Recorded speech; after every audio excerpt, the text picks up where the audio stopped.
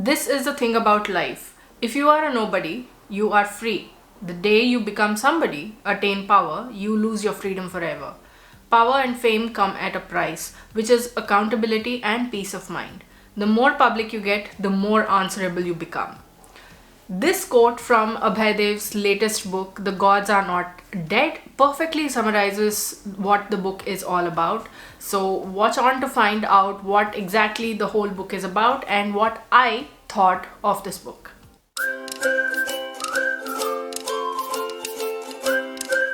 Hello people, this is Sonali, the Melodramatic Bookworm. If you've been here before, welcome back, and if you're new to my channel, welcome to the Melodramatic Bookworm family. I'm here today with my review of The Gods Are Not Dead by Abhaidev. The Gods Are Not Dead is a story of philosophy, of politics, of self-introspection, of mythological fantasy, and a whole lot. This mix brings in some extremely good elements, and there's also a few chinks in the armor which I will talk to you about in this review. So without any further ado, let's dive right into this video and let me share with you my review of The Gods Are Not Dead by Abhaidev. If you would like to buy this book after watching my review, then the link to buying the book will be in the description box below. The Gods Are Not Dead is the story of Shaurya, an IT employee who one day finds out that he has suddenly become indestructible. He has become unbreakable. But as against what we might think, Shaurya doesn't get drunk on his power. Instead, he wants to bring change to the world. He wants to do something good for the world, and he goes about it doing it in multiple ways, and he tries to build a following.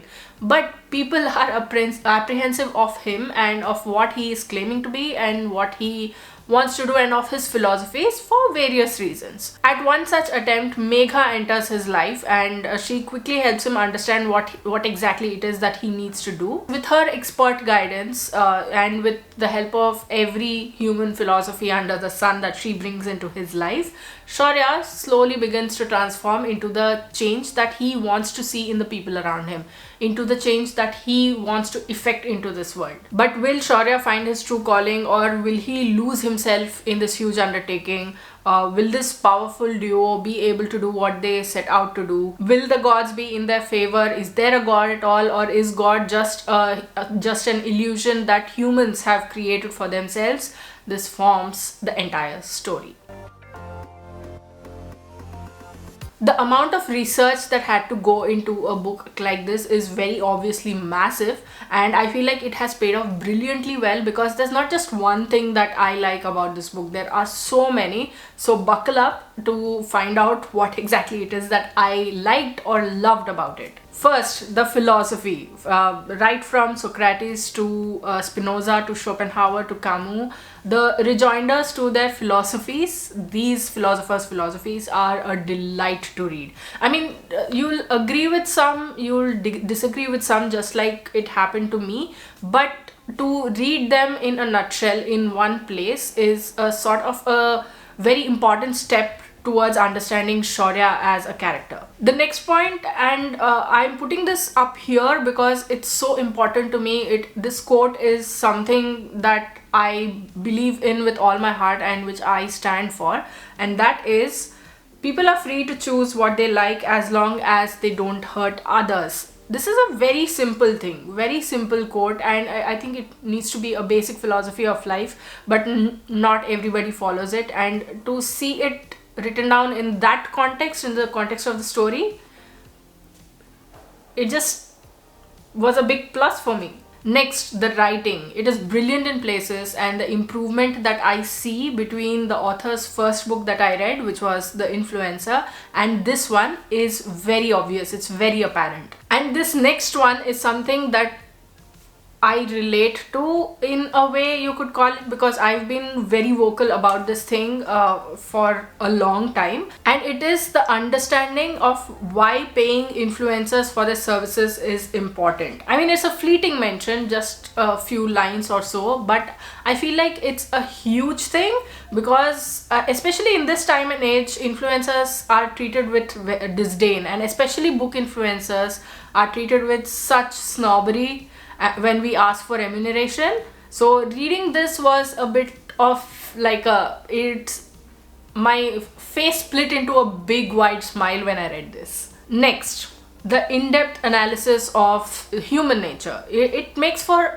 a super intriguing read. Yes, it can be a slippery slope, like the much referenced Sisyphus and his boulder, but when you start reading it, it will feel like you are dipping your toes into different waters, and sometimes at this all at the same time. It's strange but very accurate. The connection between humans and Hindu gods is an intricate web. I mean, it has so many different topics that we can talk about, and this book tackles all of them, not all of them, many of them with very satisfactory endings. From reincarnation to moksha to nirvana, there are a lot of topics that you will work hard to digest, but it's not a hard pill to digest actually. This next thing that I loved about this book is an anecdote that I took from it, which I related to, or which I agreed with, you can call it.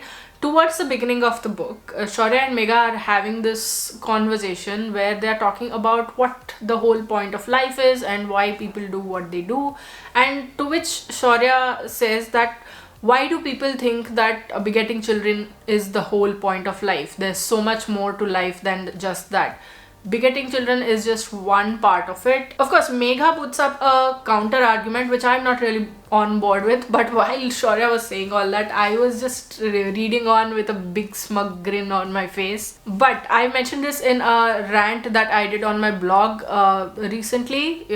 I think a few months ago, if that's what you'd call recently, and where I spoke about how I'm exhausted and how women are treated in the world and how they are expected to have children. That is their aim. So if you'd like to go check that out, link will be in the description box below. As much as the gods are mentioned in this book, I feel like The Gods Are Not Dead isn't as much of a mythological fantasy of sorts as it is a philosophical treatise. The gods are there, but it's the philosophy of life that holds the upper hand throughout this story. At least that's the way I interpret it. Next, which I really liked, is a conscientious protagonist. Yes, I know that most protagonists have a conscience, that they do things according to what their conscience tells them or what their morals tell them. But to see such a character set out on the path that they have set out on, still have a conscience, is a very bizarre but a welcome and refreshing change for me. The discourse on religion and it being intoxicating is another brilliant analogy that I found in this book. I was grinning while I read this paragraph.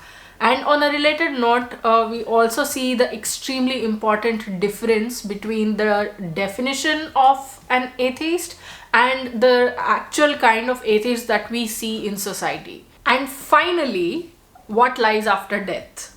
And to find out about this, you will have to read the book, and I promise you, it will grab your attention and it will hold it. It will all be worth it.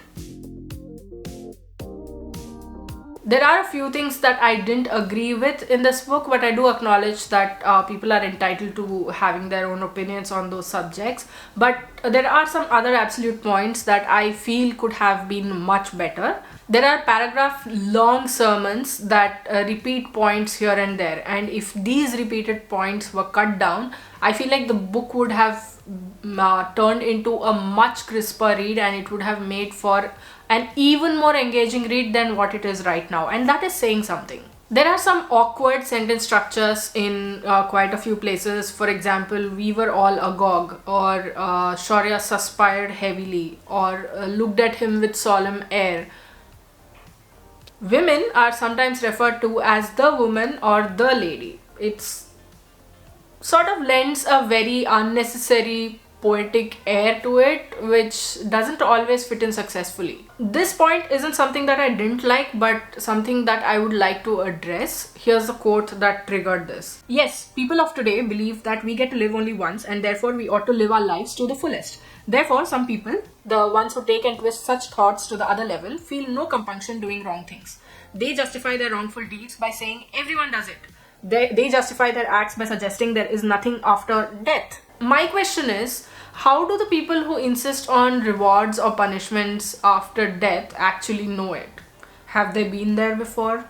Or have they spoken to someone? Has someone told them about all of this? or have they just been listening to the words of someone who claimed that it is like this? The last point in this section is the dismissal of happy and balanced people. It is sort of very disorienting and it's very concerning in my opinion, and I feel like to call balanced people or to call happy people as useless, it's sort of very unfair. There's no sort of redemption to this particular point, but I do recommend that you read it in context so you understand what the bigger picture is and what the conversation is and why this came up in that conversation. Overall, I think that The Gods Are Not Dead is a fantastic read about philosophy and human motivations and morals, and sometimes it can get a little tedious to read, but overall I feel like it's an informative read and that it has a little something in it for everyone. I would highly recommend this book and I rated it 4 out of 5 stars.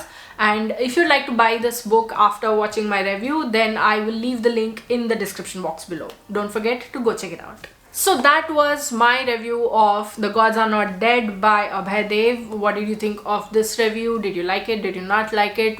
Do you think you will go and pick this book up after watching my review? Yes, please do. Let me know in the comments below. I'd love to hear from you.